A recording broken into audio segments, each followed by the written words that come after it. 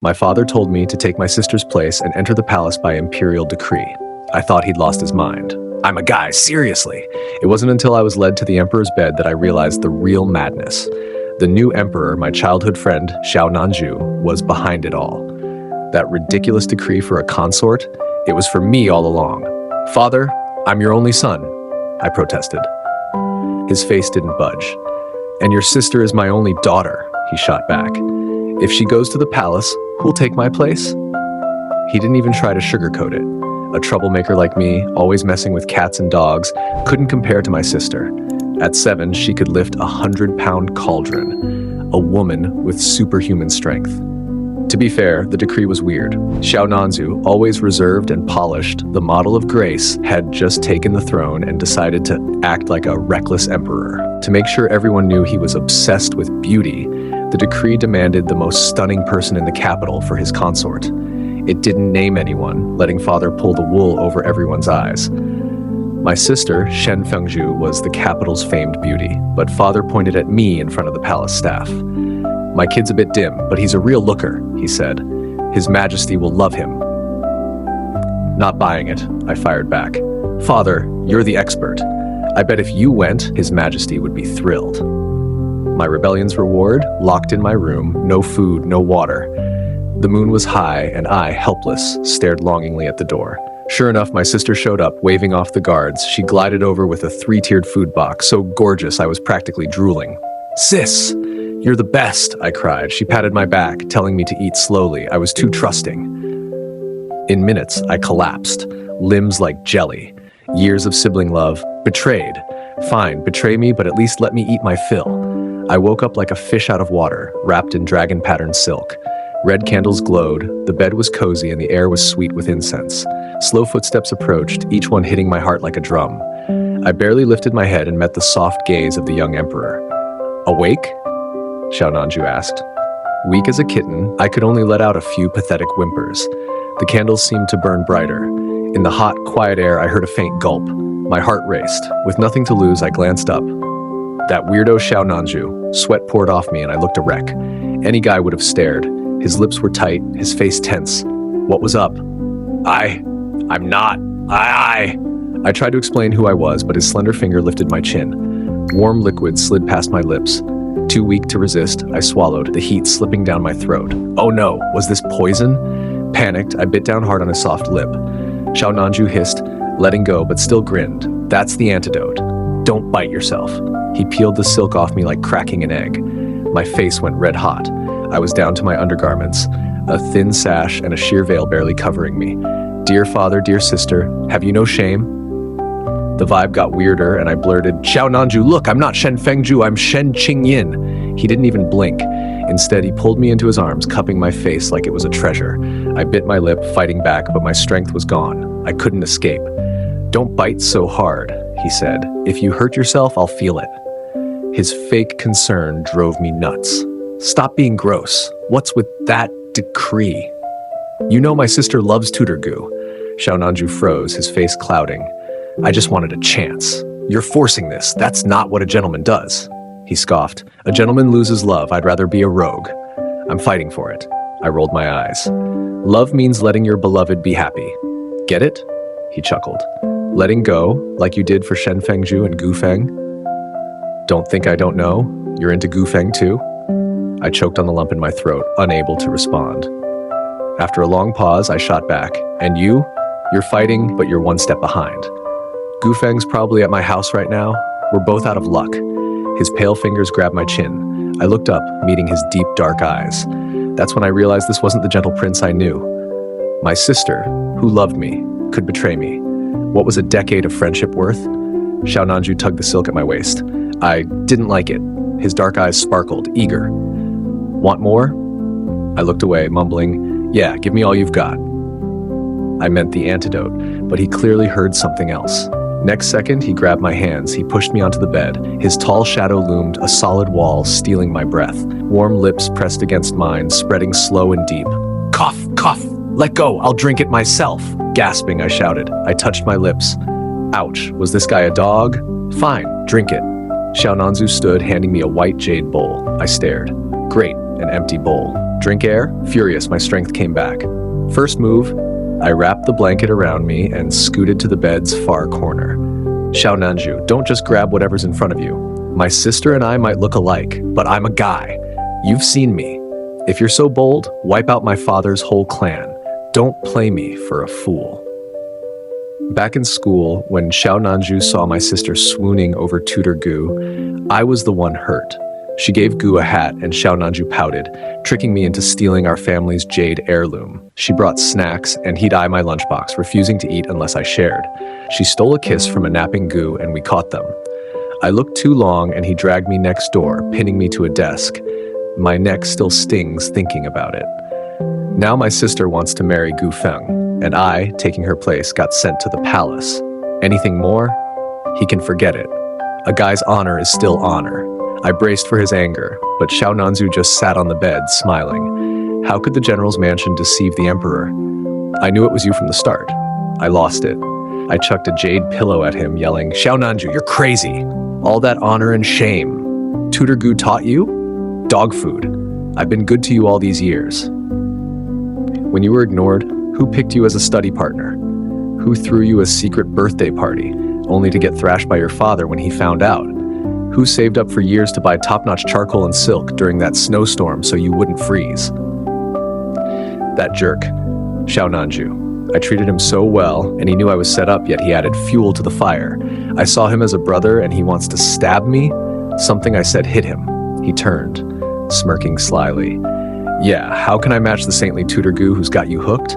Saving an ungrateful wolf like me? You're bad luck. My heart froze, but my temper flared. Xiao Nanzhu, you jerk! He took my curses calmly. When I wore myself out, he handed me tea to cool off. As I grabbed it, he stood, parting the curtain to leave. You're going? I stammered, rattled. He stopped. What? Can't let go of your husband? Husband, my butt! My gritted curses didn't faze him. He sighed. Can't stand a second without me. He reached out, almost reluctantly. With a flick, the hall's candles went out.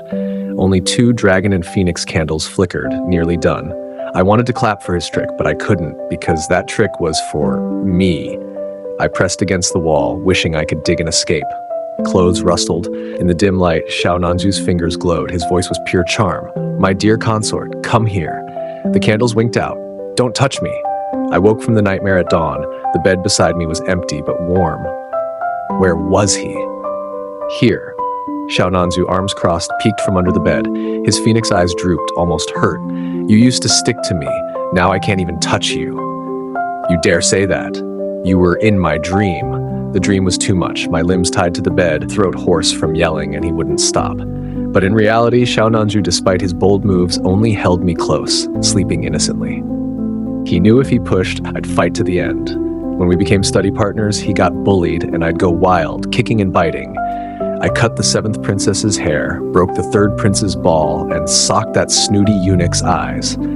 I burned through a dozen ancestral immunity tokens down to 1, that maddening Xiao Nanzhu, that liar. He swore as emperor he'd give me more tokens. Thinking of it, I kicked him off the bed again. Give me my tokens or don't touch me. Before he could groan, he looked up sharply. Tokens, and I can touch you all I want? Huh? Did I say that? Deceiving the emperor, death penalty. Insulting the emperor, death penalty. Hitting the emperor, death penalty. Kicking the emperor off the bed, death penalty. Not kissing the emperor, death penalty. Breaking the emperor's heart, death penalty. Qingyin, you owe me 30 tokens. Xiao Nanzhu counted my crimes on his fingers. My face burned at his words. Forget the first ones, what's with those last few being death penalties? I'm abusing my power, deal with it. He acted like a tyrant. I'm a reckless emperor, what can you do? Fuming, I stomped his chest, knocking him off again. 3 kicks in a day finally ticked off Xiao Nanzhu. Ready this time, he caught my 4th kick, locking my ankle and pinning me to the bed. His grip was firm but careful, keeping me trapped. Qingyin, for old time's sake, you get a choice. First, be my empress willingly. Second, face your death penalty. I can spare your life, but not the punishment. You'll be my empress. His 3 lines stunned this stubborn guy. I'm stuck being your empress either way. My face went red, then pale, as he held me, toying with me. He laughed. Picked one yet? I sobbed, barely speaking. Sob, a scholar can be killed, not shamed. I must stay pure in this world. Tutor Gu's words. A scholar can be killed, not shamed, right? Xiao Nanzhu hid a laugh, coughing softly. His tone was soft but helpless. Fine, I'll respect that. A bad vibe hit me. Did I mess up? He named me soil consort. That jerk issued the decree and only later fixed it. It's a scholar can be killed, not shamed. Not soil can be killed, not shamed. To praise my genius, he spread the decree everywhere. Even the neighboring kingdom's envoys here for the coronation knew. My reputation? Toast! Your fault! I covered for you when you napped in class, and now this. Xiao Nanzhu glanced over, still reviewing reports. Tutor Gu's classes were dull. Pointless rules. Didn't I tutor you to pass? He paused his pen. You fell asleep in Gu's class in 30 seconds, but my lessons, you stayed awake all afternoon. No complaints. His eyes sparkled. Maybe? No way. I cut him off, grabbing his wrist in a panic. Red ink spilled across the report, leaving a bold streak.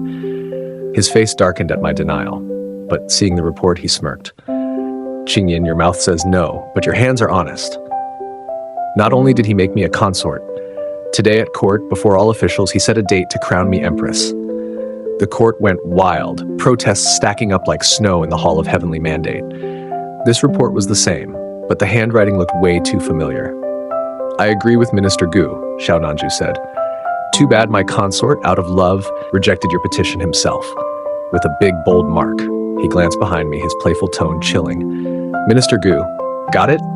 I turned. Gu Feng stood there, his clear eyes dim with sadness. Hold up, I'm a calamity consort. Fine. But how'd a proper guy like him sneak in unannounced? How'd Gu Feng get in? I let him see our love, Xiao Nanzhu said. As we locked eyes, Gu Feng offered another report. Xiao Nanzhu glanced at it, his softened face icing over.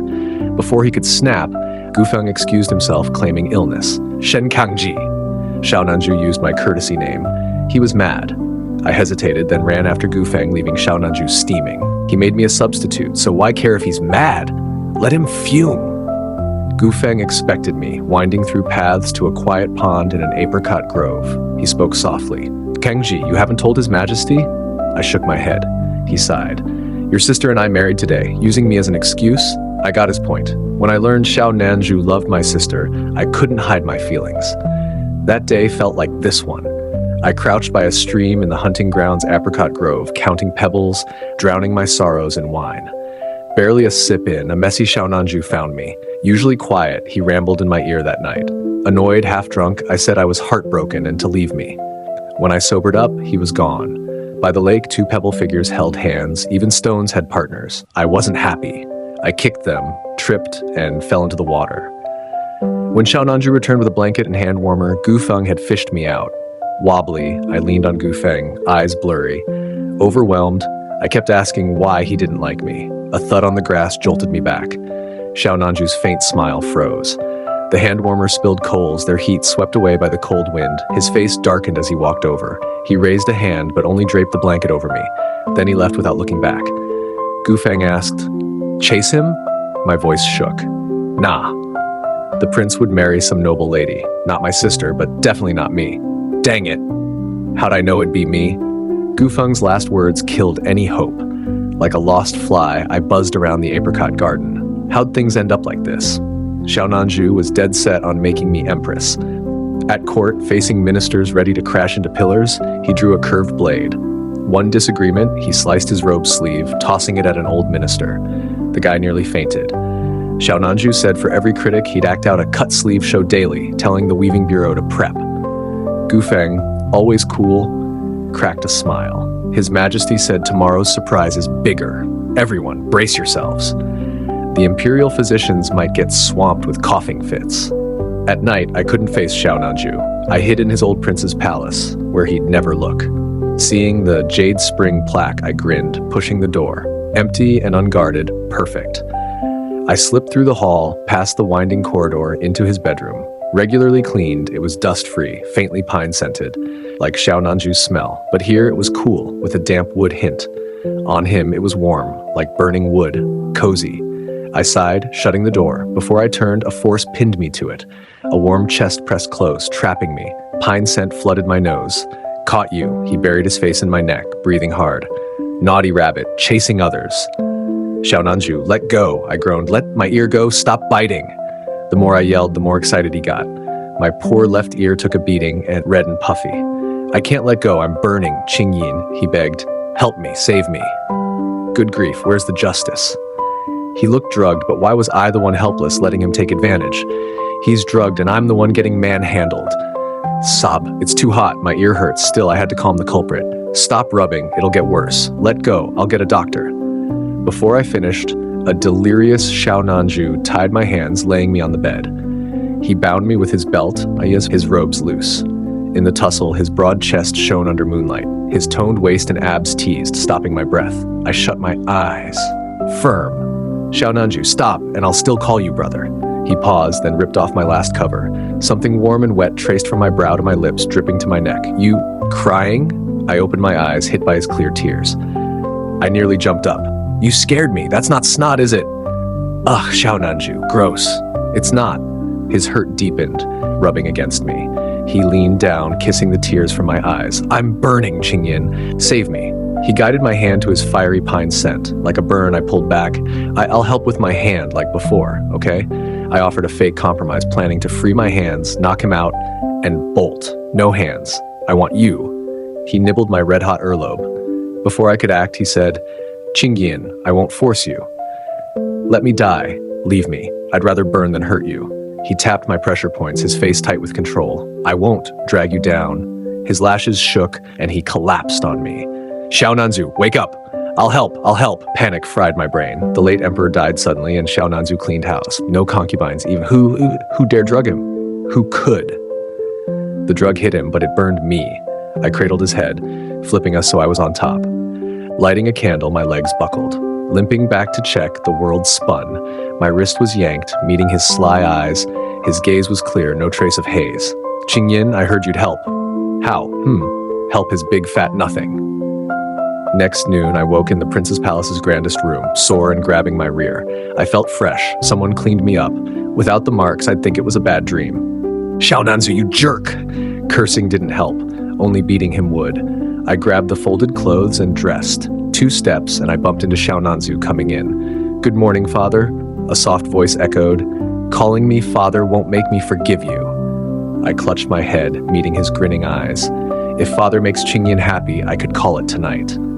But let Hanger call now. I leaned on his shoulder, spotting the voice's owner. Those eyes stopped my breath. A kid? Xiao Nanzhu swayed me, chuckling. What's the days? This is your son, my empress. My brain froze. Last night, at the peak, he pressed my stomach, saying embarrassing stuff. Qingyin, all filled by me, giving me a little prince? No way. Born that fast? Wait, I'm a guy! The court's morning shock was huge. The young emperor, all smiles, led a kid, his mini-me, into the hall. He announced, this is the son my empress gave me. He decreed me empress and the kid crown prince. Any objections, ministers? His tone was calm, but his smile was sharp. The old ministers opposed a male empress, saying I couldn't bear heirs. But Xiao Nanzhu didn't play fair. He called a deer a horse. Your Majesty, how'd the empress birth a kid that big? A minister asked. Your knowledge is lacking, Minister Shu, but I like your empress talk. Xiao Nanzhu grinned, helping Shu up. Last night, a blue bird brought a child in my dream, calling my empress the white phoenix of the west. Moved by our love and my deeds calming chaos, it sent Linner to carry our line. When I woke, he slept beside me and my empress. Heaven's will, someone shouted. The empress's fate is set. Cheers followed.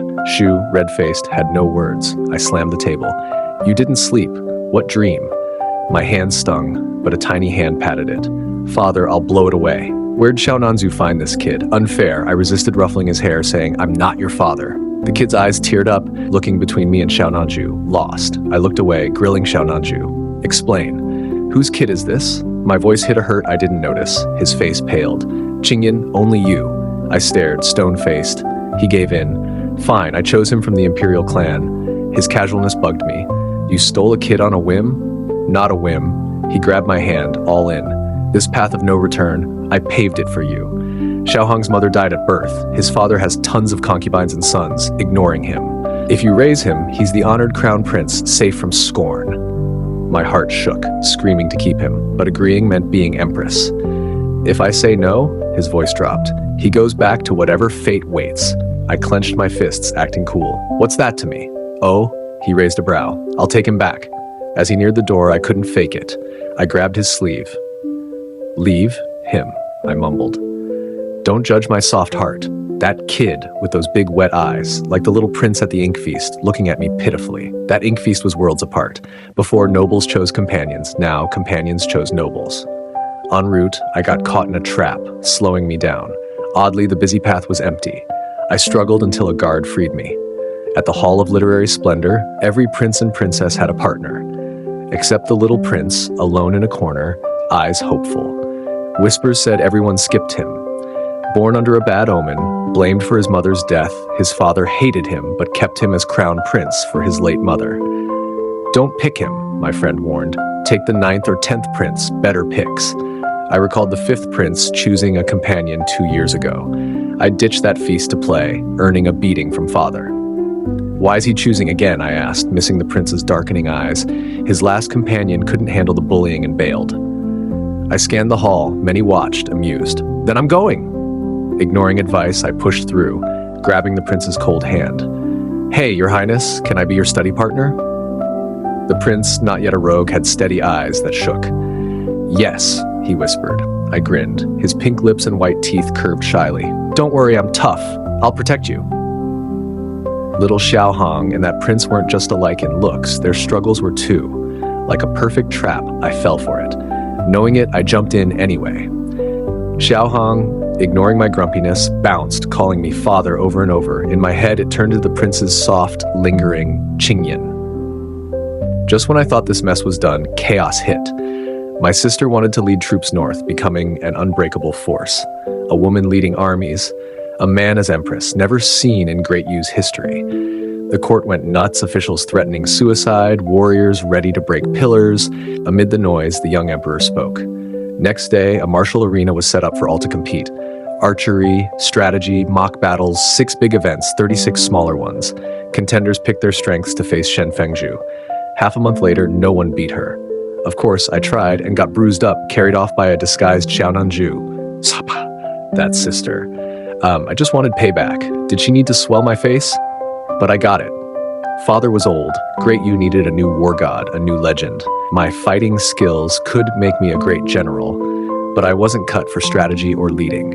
So I was to enter the palace as Shen Fengzhu, and she, as me, would head north. I covered my face as Xiao Nanzhu carried me, the pain hitting my heart. I wanted the north, but I couldn't beat her, like always. Only one Shen could fight, mother's dying wish. She didn't want her kids bloodied, so Shen Fengzhu bet me, win, and we'd swap with father. She posed as me at hunts, fought pirates with father, nearly won the martial champion, only to be dragged home for showing off. This time she wanted me to take her place in the palace, saying it came too fast, leaving that night. Father lied, sending me as her. Xiao Nanzhu confirmed it was me, no hiding. Did he want Shen Fengzhu to be that legend openly? Before leaving the arena, I vouched for her publicly. From small hunts to big battles, I gave her everything. Finally, the weight in my heart for over 10 years lifted. The last challenger was Gu Feng. He picked formations, battling Shen Fengzhu in strategy. Their chess game was like old times. She won by one move. My wounds mostly healed. I watched from a tea house's 2nd floor, hooked. I didn't get it, but I loved it. "What's so great?"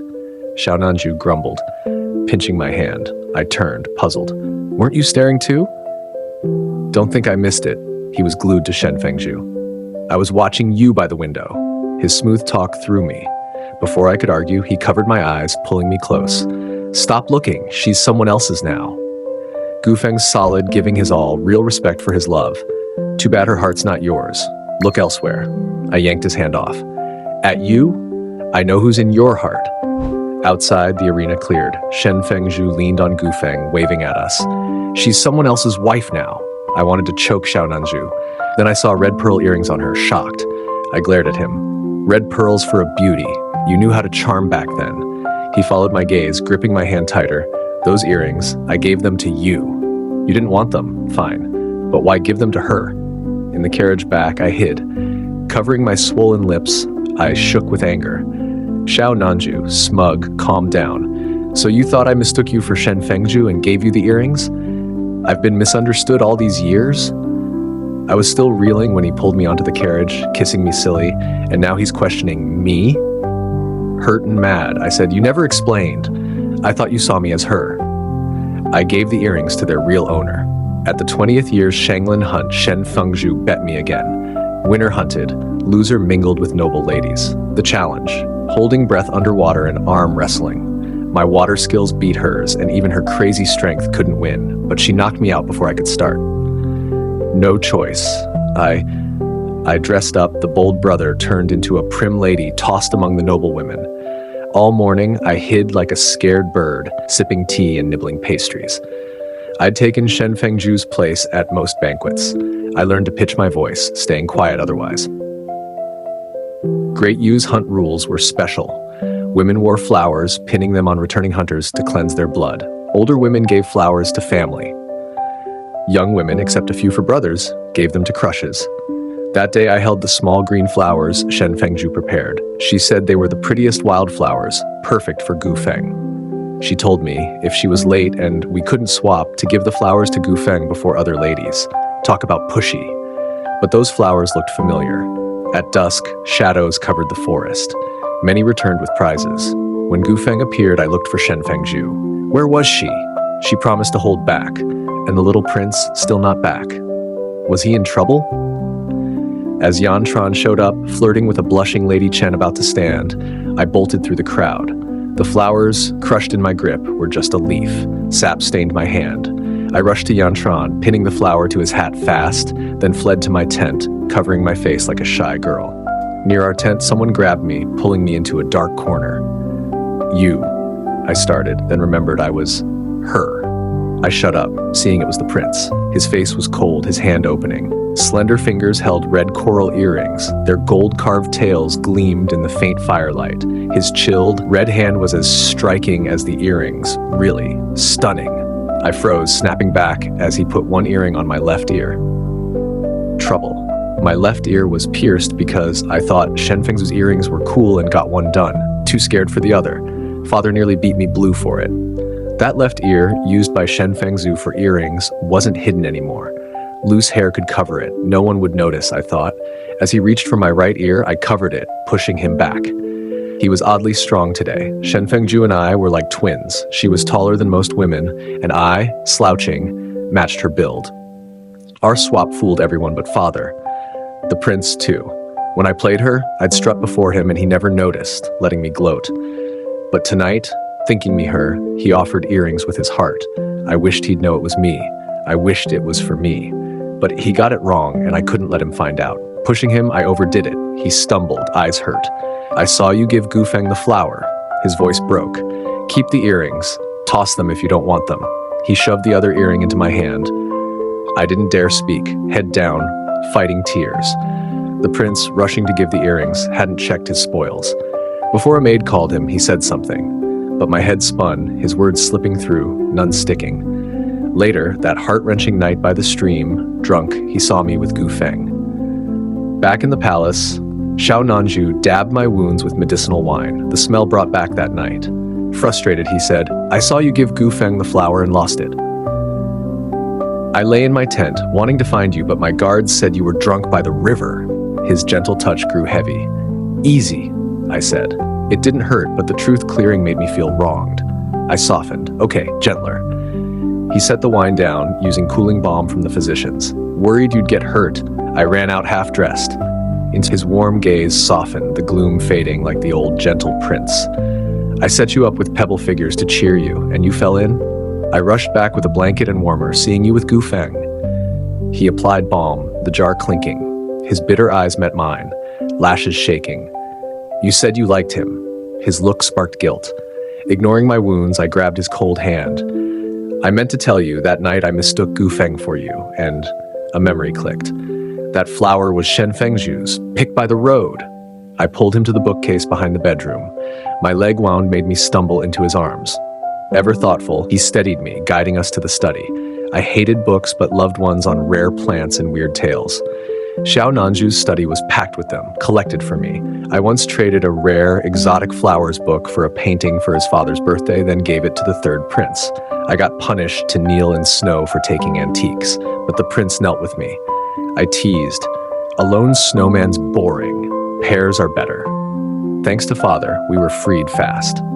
I lay in the prince's warm bed, his pine scent around, listening to his clear voice read. Those green flowers were in that book. Their sap caused hallucinations, worse when drunk, called dream drunk. See, I didn't lie. I crushed a leaf by mistake. I pointed to the book's picture. Believe me now? He pinched my cheek, so eager to prove this. He sighed, smiling softly. When you said you liked me, I believed you.